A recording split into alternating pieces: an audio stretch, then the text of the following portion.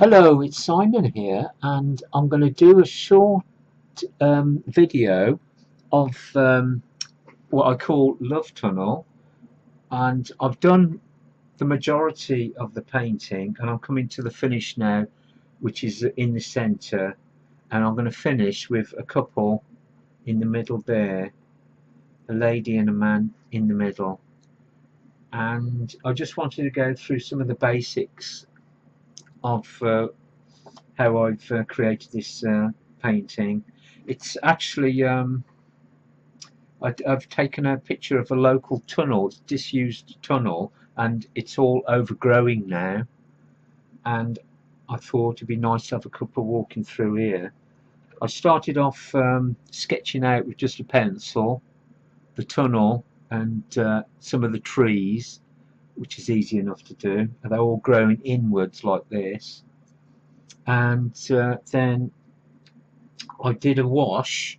You can actually see the wash here. This part here is the first layer that I put down. I should say this is in acrylics. You could do this in oils as well, or watercolours, but you can see it's a rough out of the ground, or the undercoat. And then over the top, when that was dry, I've been putting in the grass and the leaves and the detail. And I wanted to show some of the things that I use for this, some of the materials I actually use. You shouldn't really worry too much about the makes of paint, because I actually use, can you see, System 3. I think these are from my student days. I've kept these, some spare ones. I had a lot of these. Daler Rowney System 3. That's one. That's only one. It's Gallery by Windsor and Newton. There, crimson. Gallery. And not just that, it's actually good to use those because they were cheap, and I've used it with, if I can find it, it's actually in the box. You see the box here? I'll talk about the box in a minute. It's hidden in here. I'm actually using artist quality Winsor Newton professional acrylics. Actually, you can see if you I'm going to show you now. There is some water on there, like droplets, moisture. I've actually most of the paintings I've just put it in a palette like that, mix it up here, and then mix the middle, then clean it. It's got some medium in there. I'll explain about the mediums I use. But to keep the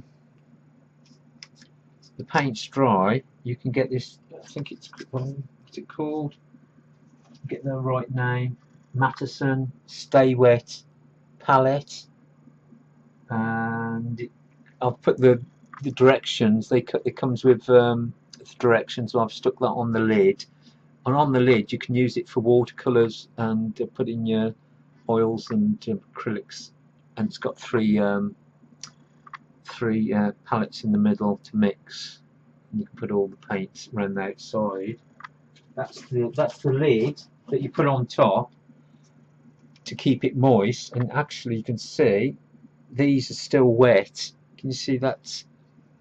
Let's see the shine on there. It's still wet from yesterday, and it's basically just a simple. You can actually make this if you've got a container.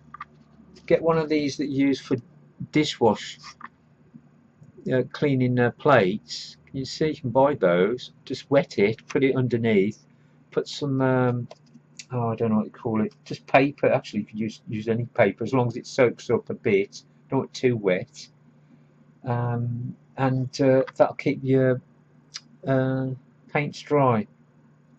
And just put a top, if you haven't got just get a container like a Tupperware thing, and then just put a top on over there, and that'll keep it wet for days actually. But I've got the professional one because I need a big area to mix the paints. And the paints actually are no particular order. I really just keep moving along the palette wherever there's a bit of space, and just keep filling new bits of paint. And I should say you could either use a palette knife. I've been using a palette knife. I use a bigger brush to do the, you can see there the background, to get it on really quick, or you can use your finger to rub it like this, or a cloth to get it on really quick to get the outline and structure. And when I've done that, oh yeah, and so some of the mediums you could use, and why you use them. First of all, the flow improver, I've got the percentage so I don't forget. 1 to 10 or 10%, that's, which is 10 to 1, which is 10 water and 1 flow improver. And you can measure out with a teaspoon or a little measuring jug and put it in a container. I've got a spray container here, which is good. You can actually spray the canvas first, and then you can put the paint over the top, and if it starts to dry, just spray it a bit more, but you don't want to put too much. But that's 10 to 1 there, and I think the rule is 30% water before the, is it the molecules or something, the binder starts to break down. So if you've got a, let's say 60%, is it, what's 30, 70%, which is a blob of paint, and you sprayed it a couple of times, that would be about like 10 or 20%. Keep spraying it, get up to 30. Don't spray it too much, but that'll make it run. Or you can just mix it the accurate proportions in a little in your container. No more than 30% flow water, I should say. And another one of the mediums, they're all mediums actually, these are all called mediums. You can get them from Artist, Acrylic from Winsor Newton, or any of the other makes. They're all the same principle, or Galera series. And it's the flow improver that will help the paints flow and less surface tension, so they'll just flow over the, good for putting a background in quickly. Or if you're doing something that's slow drying and you want to do some mixing more, it's good to use a flow improver for that. Another one is, actually it's best to show you this one over here if I can get it. I don't know where it's gone. There we are. Slow drying medium. Now the slow dry medium, it's more like what did you say? It's not like water. You can see it there, the consistency. It's almost the same consistency of the paints themselves. You can mix that, and I've written it down, up to 1 to 1 slow drying medium, and that can double the time. So on the I think it's the professional, those are open for much longer than the student range. The student range of Galera, which is about 20-30 minutes I think, so that double it to an hour. These go off in about 10 minutes, so you could double that, say 20 minutes. Depends on those are just rough estimates really. I mean, if it's boiling hot weather, really dry or blowing, and you're outside and it's windy, they're going to dry quicker anyway, so that's just a guideline. But I'm inside here and it's like a coolish day, so they'll not dry out so quickly, which is a good thing because I like painting in oils. So that's the slow drying medium. That's one of the good ones to get for more like a oil painting. Glazing medium, that is for putting layers of like transparent type glazing. So you put the first layer down and it spreads quite nicely. It slows it down a little bit more. It actually says on the back, can you see? It'll it's fast dry to slow dry, so it'll slow dry it a bit more, so it gives you time to work. It's more fluid. I don't know if you can see that. It's not there. More fluid. Look, really fluid, and it's transparent. It's out of focus again. Transparent, high transparency.